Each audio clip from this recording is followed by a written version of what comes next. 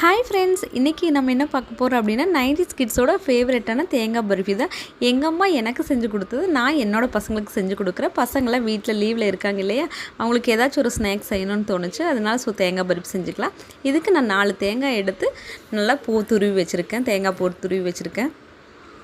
இதுக்கப்புறமா நம்ம நல்ல ஒரு அடிகனமான அகலமான பாத்திரம் எடுத்துக்கலாம். அப்போ தான் தேங்காய் பூ நம்ம நல்லா கிளறி விடுக்கிறதுக்கு வசதியாக இருக்கும். இதுக்கப்புறமா ஒரு கடாயில் நம்ம துருவி வச்சுருக்கோம் இல்லையா தேங்காய் பூ, அதையெல்லாம் இது கூட சேர்த்துக்கலாம். சேர்த்து வச்சு ஸ்டவ்வை மீடியம் ஃப்ளேமில் வச்சு நல்லா கிளறி விடுங்க. அந்த தேங்காய் பூவில் இருக்கிற தண்ணியெல்லாம் நல்லா ட்ரை ஆகிடும். அந்த ட்ரை ஆகிற வரைக்கும் நல்லா கிளறி விட்டுட்டே இருங்க.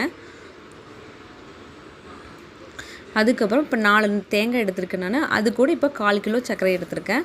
இப்போ அந்த சர்க்கரையும் சேர்த்து மறுபடியும் அந்த சர்க்கரையும் இப்போ மெல்ட் ஆகி அந்த தேங்காய் பூ கூட நல்லா சேரும். அது அப்படியே தண்ணி விட ஆரம்பிக்கும். இது மறுபடியும் நல்லா கிளறி விட்டுருங்க.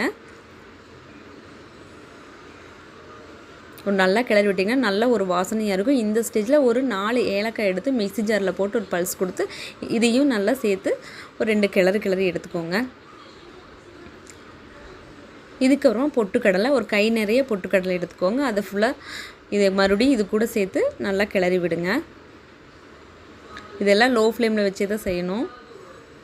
இதுக்கப்புறமா ஒரு 10 பாதாம் எடுத்து இதையும் மிக்ஸி ஜாரில் ஒரே ஒரு பல்ஸ் கொடுத்திங்கன்னா குறங்குற பதத்தில் அதோ இந்த ஸ்டேஜில் இருக்கும். இதுக்கப்புறமா இதையும் நம்ம இது கூடயே சேர்த்து நல்லா கிளறி விட்டுடலாம்.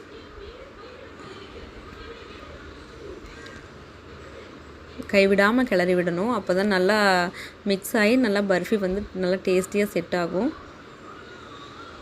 இதோ பார்த்திங்கன்னா இப்போ வந்து சைடில் நம்ம ஒரு நல்ல பிளேட் எடுத்துக்கலாம். பெரிய பிளேட்டை எடுத்து நம்ம எவ்வளோ தேங்காய் பர்ஃபி ரெடி பண்ணுறோமோ அதுக்கு தகுந்த மாதிரி சைஸஸ் பிளேட் எடுத்துக்கோங்க. அந்த பிளேட்டில் தேங்காய் எண்ணெய் அப்படி இல்லைன்னா நெய் இது நல்லா ஒரு 3 ஸ்பூன் சேர்த்து நல்லா பிளேட் ஃபுல்லாக நல்லா தேய்ச்சி விடுங்க.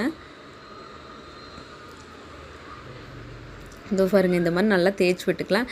இதுக்கப்புறமா நம்ம ரெடி பண்ணி வச்சுருக்கோம் இல்லையா தேங்காய், இதையும் வந்து இந்த பிளேட்டில் நல்லா ஈக்குவலாக போட்டு தோசை திருப்பி இருக்கு இல்லையா அதில் போட்டு நல்லா கொஞ்சம் லைட்டாக அமுத்தி விட்டிங்கன்னா நல்லா செட் ஆகிடும்.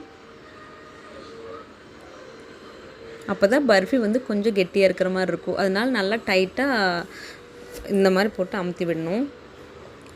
இதோ பாருங்கள், இதோ இந்த மாதிரி தான். இந்த மாதிரி அமுத்தி விட்டுட்டிங்க அப்படின்னா இப்போ வந்து நம்ம நைஃப் வச்சு நம்மளுக்கு எந்த சைஸில் பீசஸ் வேணும் அப்படின்னு சொல்லிட்டு நம்ம கட் பண்ணி லைன்ஸ் போட்டுக்கலாம். இது பாருங்கள், பார்க்கவே எவ்வளோ சூப்பராக இருக்குன்னு.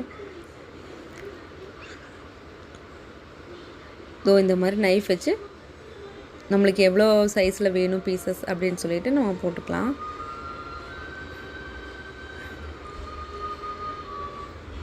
இதுக்கு நீங்கள் நாட்டு சக்கரை கூட சேர்த்திக்கலாம். நான் தான் ஒயிட் சுகர் சேர்த்திக்கிறேன். நாட்டு சக்கரை சேர்த்திங்கன்னா இன்னும் ரொம்ப டேஸ்டியாக இருக்கும், கொஞ்சம் ஹெல்த்தியாகவும் இருக்கும்.